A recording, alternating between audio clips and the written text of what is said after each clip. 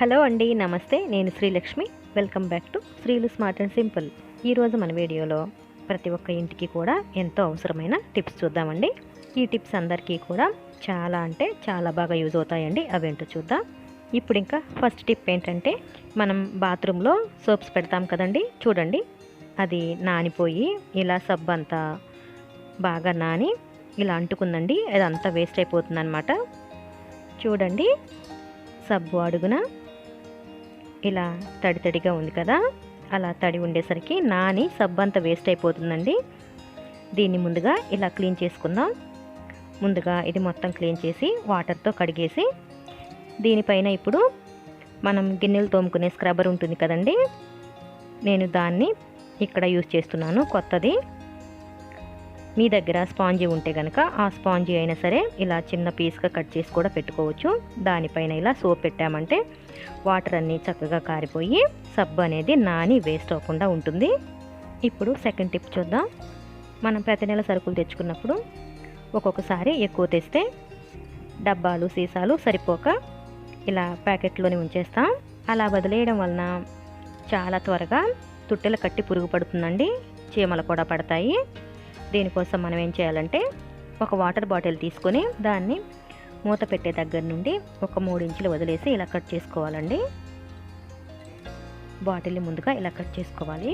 Cut చేసిన తర్వాత తడి లేకుండా నీట్గా ఒక క్లాత్తో ఇది మొత్తం తుడవాలండి. మూత బాటిల్ మొత్తం కూడా శుభ్రంగా తుడిచి పూర్తిగా ఆరబెట్టేసుకోవాలి. ఇప్పుడు ఈ బాటిల్లోకి కవర్ని ఇలా తొడగండి. ఈ కవర్ని ఇప్పుడు వెనక్కి నీట్గా మడవాలండి. ఇలా నీట్గా ఫోల్డ్ చేస్తే మూత పెట్టడానికి వీలవుతుంది. అలా మూత పెట్టేశాక నేను పైన ఒక రబ్బర్ వేశాను. ఎన్ని ప్యాకెట్స్ అయినా సరే ఇలా నీట్గా ఆర్గనైజ్ చేసుకుంటే మనకి ఎప్పుడు కావాలంటే అప్పుడు ఇలా తీసి వాడుకుని మరలా చక్కగా మూత పెట్టేశామంటే పాడవకుండా ఫ్రెష్గా ఉంటాయి. ఇప్పుడు థర్డ్ టిప్ చూద్దాం.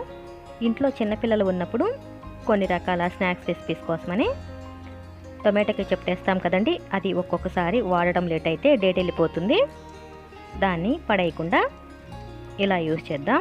ఈ కెచప్తో నేను చూడండి ఒక రాగి గ్లాసుని తోముతున్నాను.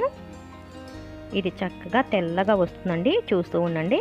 గ్లాస్ చూడండి ఎంత నల్లగా ఉందో, అదంతా పోయి చక్కగా మెరుస్తుందండి.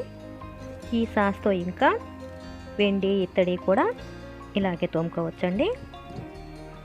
పూజ సామాను చక్కగా ఈ సాస్ని వేస్ట్ చేయకుండా తోముకోవచ్చు. ఈ గ్లాస్ని ఇప్పుడు వాటర్తో కడిగి శుభ్రంగా తుడిచి తెచ్చానండి. చూడండి నలుపంతా పోయి ఎంత బాగా మెరుస్తుందో. ఇప్పుడు ఫోర్త్ టిప్ చూద్దాం. అదేంటంటే, మనం ఎండలో పప్పులు కానీ బియ్యం కానీ ఇలా ఎండబెట్టుకుంటుంటాం కదా, అలా పెట్టినప్పుడు కాకులు పిచ్చుకలు వచ్చి తినడమే కాకుండా అక్కడే రెట్ట వేసి కాళ్ళతో చిమ్మి మనకి దేనికి పనికి రాకుండా చేస్తూ ఉంటాయి. దీనికోసం నేను ఒక నెట్ చున్ని తీసుకుని ఇలా కప్పానండి. ఇలా కప్పేసి గాలికి లెగకుండా 4 వైపులా కూడా ఇలా రాళ్ళు పెట్టాను.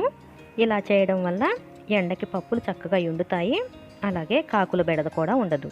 ఇప్పుడు ఫిఫ్త్ టిప్ చూద్దాం. పుదీనా ఆకుల్ని ఈజీగా ఎలా సపరేట్ చేయాలంటే, నా ఫ్రెండ్స్ కొంతమంది ఇలా చిల్లులు గరెట్లో తీస్తే ఈజీగా వస్తుందన్నారు, కానీ ఆకులు చూసారా ఇలా వేస్ట్ అవుతున్నాయి. ఇలా తీస్తే కాడ నుండి ఆకు పూర్తిగా రావట్లేదండి, సగం వేస్ట్ అయిపోతుంది. అలా కాకుండా మనం పుదీనా కాడని చివరిలో పట్టుకుని ఇలా రివర్స్లో దుయ్యాలండి.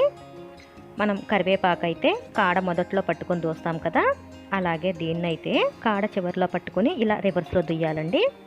చివరిని ఇలా గోరుతో జస్ట్ అలా గిల్లేస్తే సరిపోతుంది. చూడండి నీట్గా వచ్చేస్తుంది, ఆకు వేస్ట్ అవుతూ పని త్వరగా అవుతుంది. ఇంకా 6th టిప్ అండి.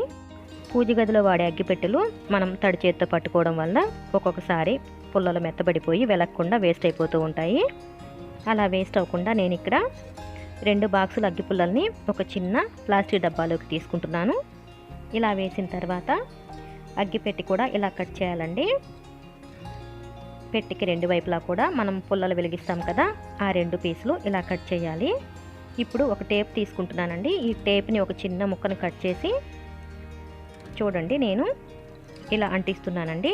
2 చివర్లో కూడా ఇలా ఈ పీస్కి అంటించేస్తున్నాను. దీన్ని ఇప్పుడు మనం అగ్గి పుల్లలు వేసిన బాక్స్ ఉంది కదా, దాని మూతండి ఇది. ఆ మూతకి ఇలా అంటించేస్తున్నాను. 2 పీసులు కూడా ఇలా అంటించేయాలి.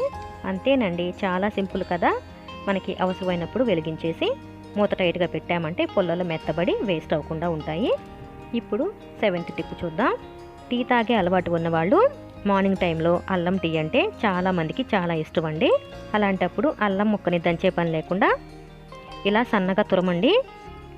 నేనైతే డైరెక్ట్గా డికాషన్లోకి ఇలా తురుముతున్నాను.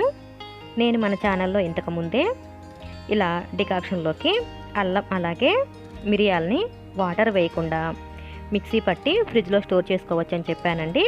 అలా కూడా చేయొచ్చు. అలా ఇష్టం లేని వాళ్ళు ఇలా ట్రై చేయండి. ఇంకా మన ఛానల్లో టిప్స్ వీడియోస్ చాలా ఉన్నాయండి. అవన్నీ కూడా నేను కింద డిస్క్రిప్షన్లో లింక్స్ ఇస్తాను. తప్పకుండా చెక్ చేయండి. మీ అందరికీ కూడా బాగా యూజ్ అవుతాయి. ఇంకా ఈ వీడియోలో లాస్ట్ టిప్ అండి, 8th టిప్ చూద్దాం. అదేంటంటే మనం కిచెన్లో యూజ్ చేసే సిజర్ ఉంటుంది కదండి, పాల ప్యాకెట్లు అలాగే సరుకుల ప్యాకెట్లు కట్ చేసుకోవడానికి ఇవి ఒక్కొక్కసారి మొద్దుబారిపోయి కట్ అవ్వన్నమాట. అవి మనం బయటికి తీసుకెళ్ళి పదును పెట్టే టైం కూడా ఉండదు, ఒక్కొక్కసారి మర్చిపోతుంటాం కూడా. ఇలా ముద్దుగా అయిపోయిన ఈ సిజర్తో ట్యాబ్లెట్ షీట్ కట్ చేస్తున్నానండి. ఇలా ట్యాబ్లెట్ షీట్ని కట్ చేయడం వలన ఆ రాపిడికి మనకి సిజర్ అనేది కాస్త షార్ప్ వస్తుంది, మళ్ళీ మనకి కొన్నాళ్ళు పనిచేస్తుంది. ఇలా ఇన్స్టెంట్గా మనం సిజర్కి పదును పెట్టుకోవచ్చండి.